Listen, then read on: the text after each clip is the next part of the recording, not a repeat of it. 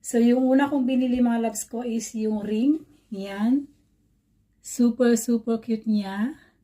Silver to mga loves ko. 925 to. Yes, 925. Ang ganda niya mga loves ko. And yung pangalawa naman mga loves ko ito. Pa-X. Super ganda rin niya oh. Then, yung nabili ko naman na earring mga loves ko. Silver din lahat. Super mura na mga loves ko. Babalik pa ako doon kasi 2 weeks na lang. Then aalis na sila. Yan. Ang ganda-ganda niya.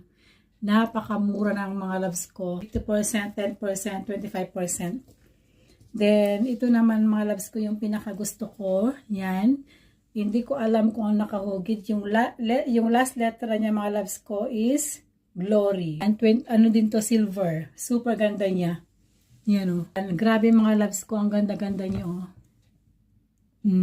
May nagustuhan pa ako dun mga loves. Super. Pero medyo mahal yun. Ang ganda-ganda niya. 50% din yun. Pero ito yung nagustuhan ko. Yan. Ganda niya. Ganda-ganda nito.